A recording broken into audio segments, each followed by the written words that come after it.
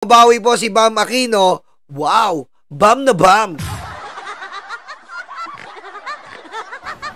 Going back for breaking news this hour, the Supreme Court has ruled the impeachment complaint against Vice President Sara Duterte is unconstitutional. We are joined by Senator Bam Aquino. Senator, good to have you. Top story. Jason Permi, shout out. Ang tatagal nyo naman. Bilisan nyo! Teras Aino. Ang tagal lang. Yes, magandang araw, Denise. Magandang araw, Bam Aquino. May tanong lang kami sa'yo. Bakit mo iniwanan si Risa? Ano sagot mo dyan? And we wanted to ask, like everyone else, what's your reaction to this latest development? Ba't mo iniwanan si Risa Ontiveros? Ano sagot mo? Well, unang-una, kailangan matuloy yung impeachment, no? Oh, kita mo? Kaya niya iniwanan. Kailangan matuloy ang impeachment. Ikaw talaga.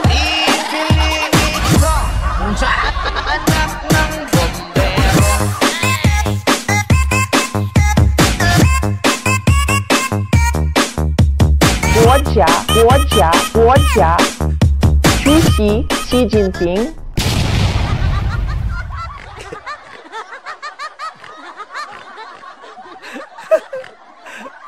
Game. Simulan na natin to, game.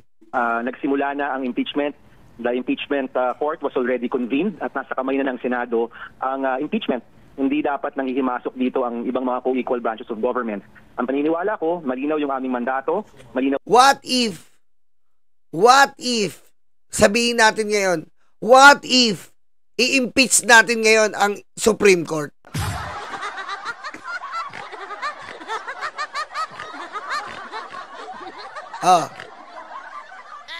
I-impeach natin ngayon ang Supreme Court. Pwede. Impeachable officer kayo eh. What the fuck?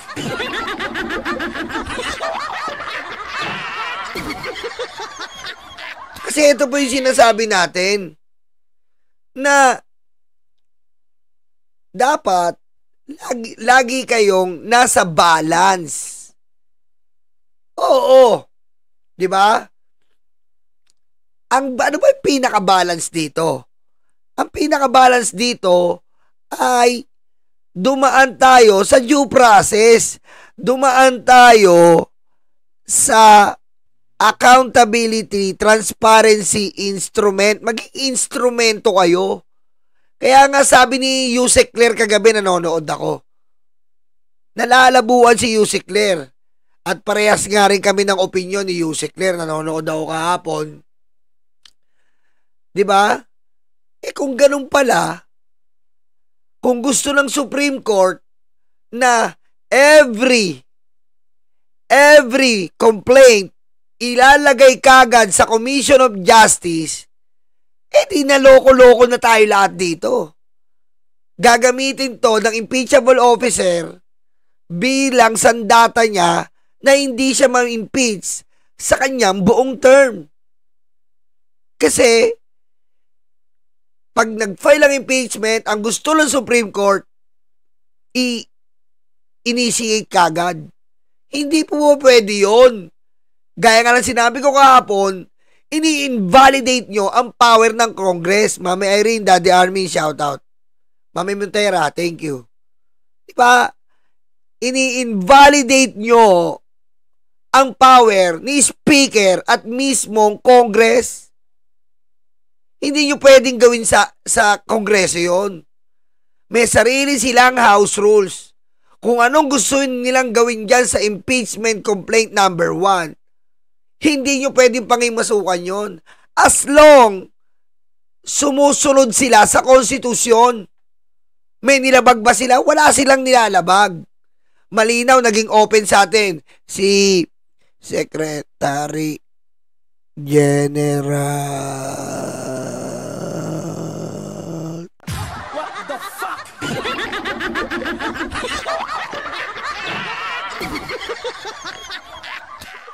Diba? Mabagal man si Secretary General magsalita, pero matalino siya. Naging open siya. Sabi niya, sandali lang, may iniintay pa po tayo. Sinabi niya yun eh. May iniintay pa tayo, magka-file ng impeachment. Hindi naman porket kasi ipinasa mo, i-initiate mo. Lugi naman ang taong bayan doon. Lugi naman ang proseso doon. Lugi naman ang transparency doon. Dapat ang ginawa nyo, Supreme Court, doon kayo sa may kapakinabangan or magbebenepisyo lahat dito. Ano po ba yung magbebenepisyo lahat dito? Ginitnaan nyo lang dapat. Ipinatuloy nyo yung impeachment. Ngayon po, lahat kayo, Supreme Court, sinusuka kayo ng taong bayan. Nakakahiya na kayo. What the fuck?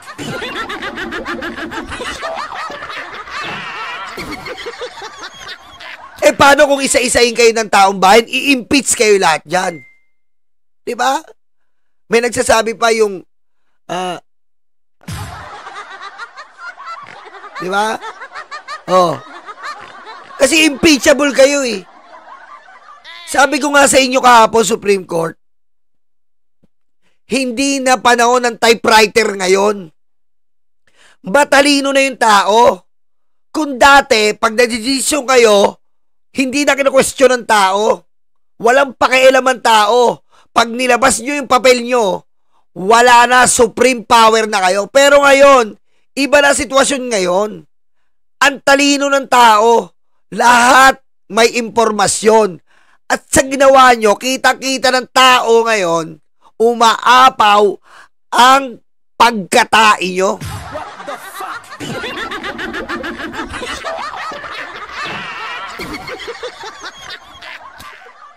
Diba? Oh. Ayan nga eh. Ano bang ginitnaan nyo sana? Ang desisyon nyo, hindi naman natin tuturuan yung Supreme Court. Ano ba naman yung small technicalities? Yun ang pinalaki nyo? Ano ba yung small technicalities nyo, lo? Biri nyo, tinira nyo sa tatlong impeachment complaint na sinasabi nyong invalid or unconstitutional? What the fuck? What the fuck?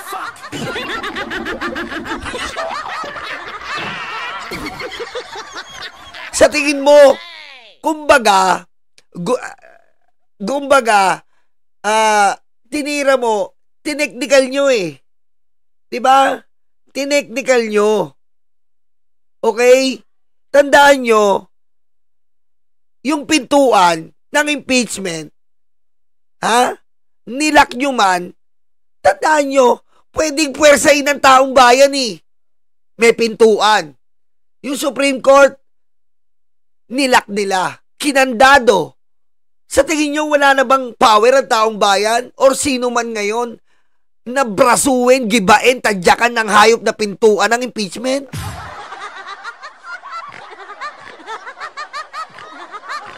Siyempre, magagalit ang Supreme Court.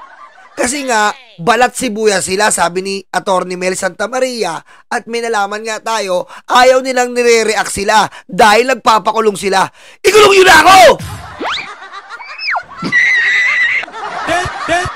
Detonate!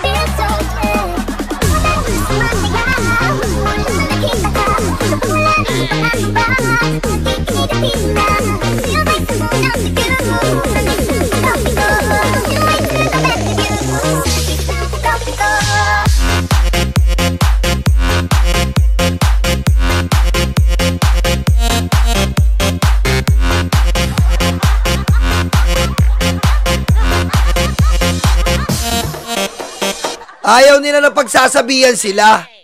Nagagalit ang Supreme Court kapag inaano sila. Nagagalit yan. Kakasuhan ka agad. Wala pa problema makulong.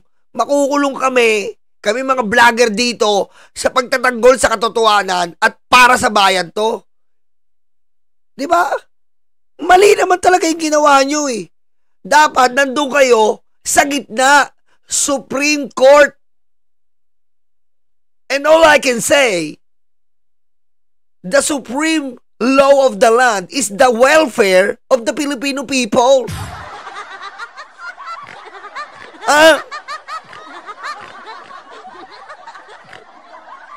Did you forget already, Supreme Court? If you don't understand Tagalog, I will upgrade to another level.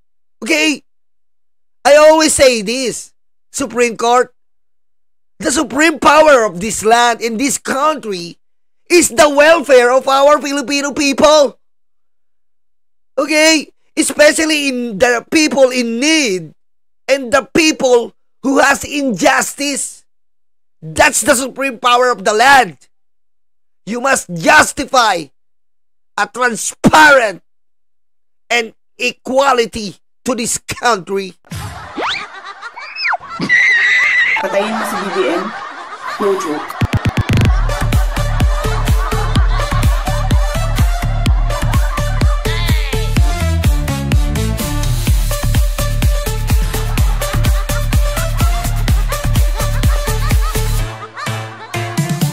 Shoutout sa BMBs, kay Mami Chris Rose, kay Miss Calderon, kay Dolor Garcia, yan, mga umabol, George Tapia, mga late to, si Mami Chris Rose, itakwil mo ang pamilya mo, AIU, Lucy Sia.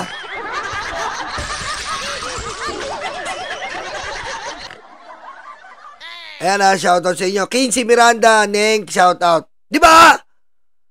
Tuloy muna natin to. May nire-react pala tayo. Kala ko, dire-diretso lang ako maglilitanya eh. Reo de Nicose. Okay! Gusto nyo ba sa malalim na Tagalog? Gusto nyo ba? Diretso natin muna to. Nagre-react pala tayo. Nagre-react pala tayo eh. Uy!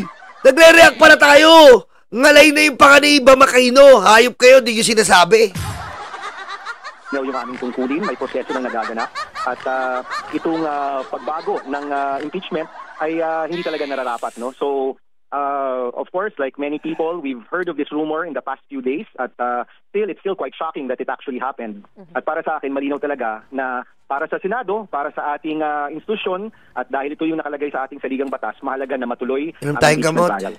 From your standpoint, Senator, do you agree with how the court interpreted the one impeachment per year rule? Should the filing of multiple complaints, or even just one, automatically freeze future proceedings for a year? Well, Denise, yung mga lawyers namin, inaaral nga kung binago ba nila yung doktrina pagdating sa pagpa-file ng impeachment. But more than anything else kasi, nagsimula na nag-convict Mami Bengay, shoutout. na yung korte. Jennifer, shoutout. Joel, Cereza Force. Ayop, no? Parang Voltis 5, no? Cereza Force. Voltis 5! What the fuck? Ayop, no? Galing, mamulaling, no? Shoutout Cereza Force, ha? Putik, parang Voltis 5, no? Voltis 5, Hindi ilalabas nila yung yung laser sword, imbis na laser sword. Cereza Force! What the fuck? No! Chupaeng. Parang Voltis 5 eh. Tinatawag ko ang Cereza Force ngayon din! Ayop. Magpalit na nga tayo. Magpalit na tayo, gayahin na natin yan. Kuyuko Force. Kuyukot Force. Kuyuko Force. Kuyukot Force.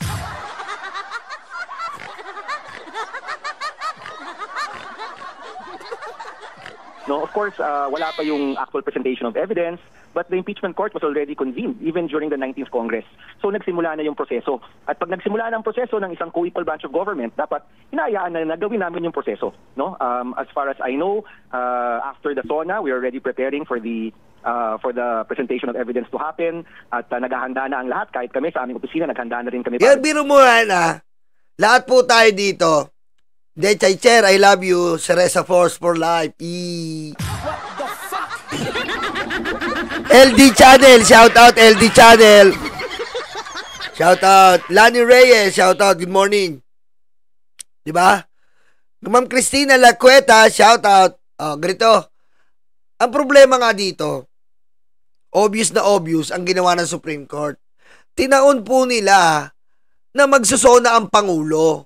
Talagang itong Supreme Court, walang bagyo. Tandaan nyo, ang empleyado ng gobyerno, wala pong pasok. Deklarado ng Pangulo yan. Yun po ang misteryoso dito.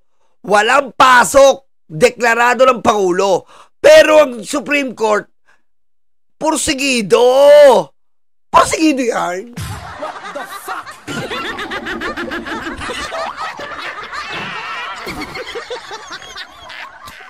Bagyo! Walang pasok eh. Sabi ng Pangulo, all government employees and all government department, walang pasok. Pero Supreme Court, pursigido! Paldo! Wala kang puso, hayop ka!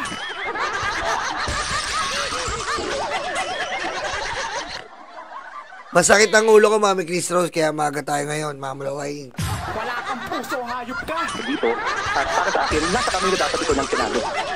So gaya ng nakita natin, may isang co-equal branch of government at tinitigil lang isang proseso na sinimula na ng aming institusyon. Kaya para sa akin, mahalaga na mapagpatuloy, mahalaga na gawin namin yung aming tungkulin at makita ang ebidensya, makita ang mga presentasyon para makapag-husga kami. No? Sa konstitusyon, nakalagay dyan that we have kami yung magta-try and decide on this case. No? And I think that the Senate should be allowed to go through with the trial and to decide on this case. And this is a case of importance. Mahalaga ito sa taong bayan. Mahalaga ito pagdating sa accountability ng ating mga officers. At I'm sure kahit yung defendant natin, mahalaga rin ito para sa kanila na mailabas ang lahat ng ebidensya. Yun pa, Supreme Court. Ma'am Cheche Bureche, good morning. Ayun pa, Supreme Court. Tagalogin natin to para sa ating mga kababayan na may mga kulubot sa kanilang muka.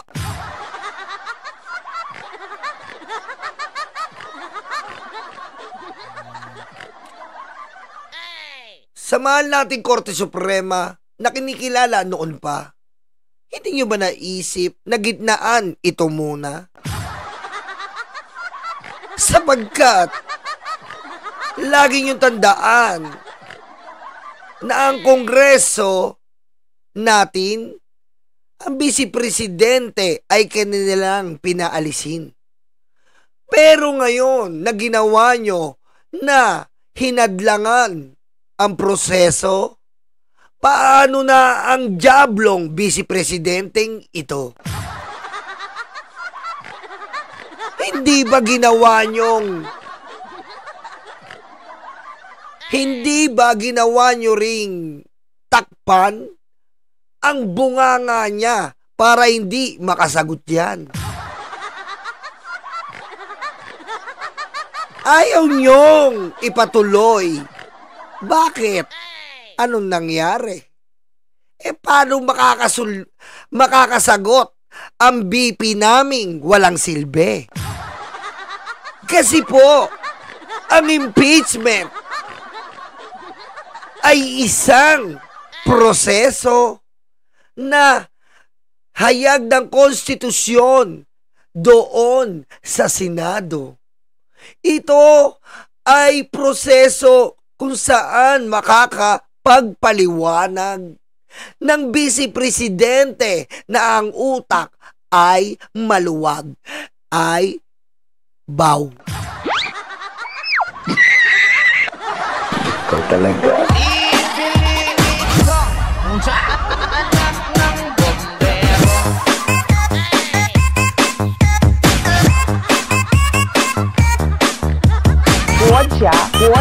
Guo Jia, Xi Jinping. Makita kung meron ba talagang ginawang mali o hindi, no? So, for me, may vlog ako. Mahalaga na Eva Punsalan. Dahil nasa kamay na to ng Senado at Isla Boy. Ang impeachment in the Senate, no? Senator Bam Aquino. Senator, thank you so much for your time. Ayan po, sabi ni Bam Aquino na tinabla si Risa Ontiveros. Sorry na mga kamping. Sorry na.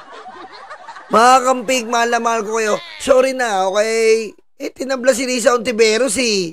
Sorry na talaga, sorry.